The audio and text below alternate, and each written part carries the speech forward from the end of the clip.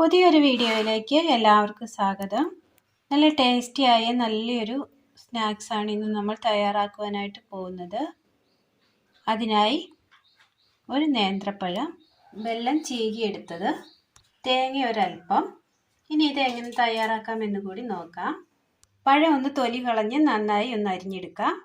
പഴം നല്ലതുപോലെ അരിഞ്ഞെടുത്തിട്ടുണ്ട്. ഈ അരിഞ്ഞെടുത്ത പഴം മിക്സിയുടെ ജാറിലേക്ക് ഇട്ട് കൊടുക്കാം.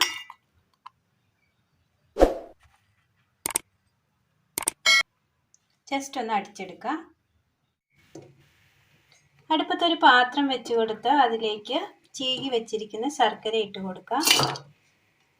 ഒരൽപ്പം വെള്ളം ഒഴിച്ചു കൊടുക്കാം.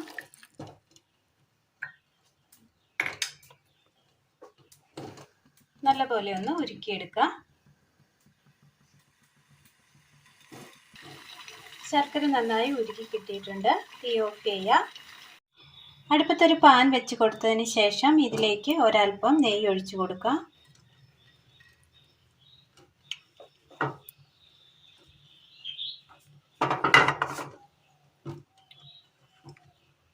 ഇതിലേക്ക് അരച്ചു കൊണ്ടുവന്ന പഴം ചേർത്ത് കൊടുക്കാം.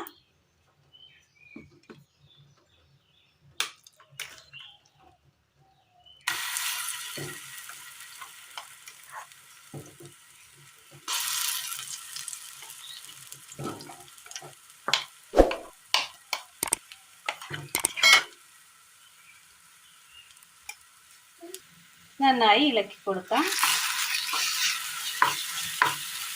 നല്ലതുപോലെ വെള്ളം പോലെയൊന്നും അരിയണ്ട.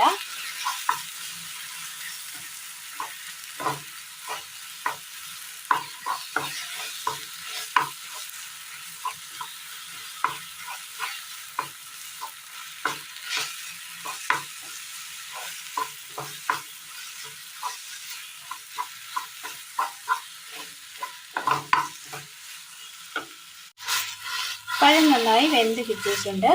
ഇനി ഇതിലേക്ക് ഉരുക്കി വെച്ചിരിക്കുന്ന ശർക്കരപ്പാനി ചേർത്ത് കൊടുക്കാം.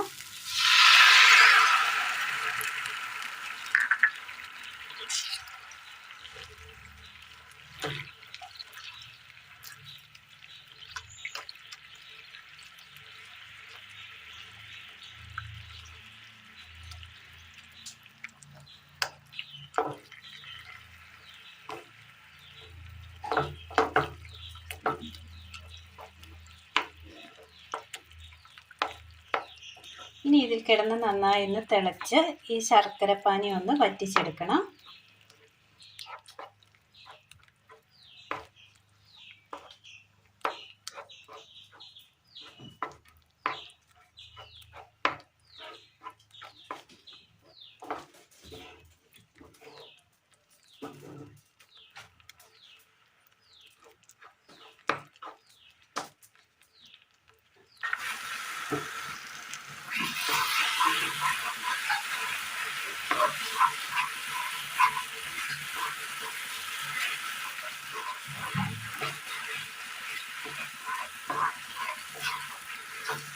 പഴം നന്നായിട്ട് അരഞ്ഞിട്ടില്ല, ചെറുതായിട്ട് കഷ്ണം കടിക്കുന്ന രീതിയിലാണ് നമ്മൾ അരച്ചെടുത്തിരിക്കുന്നത്.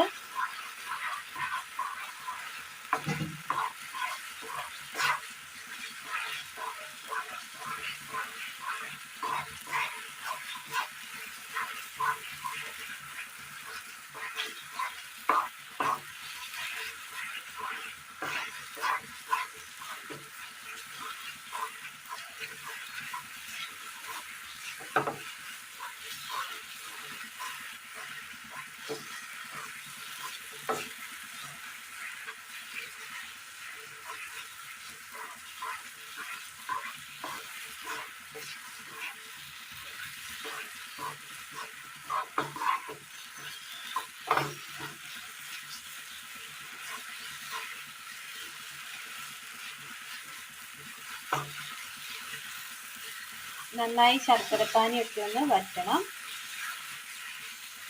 നന്നായി ഒന്ന് കുറുകി വരുന്നുണ്ട്.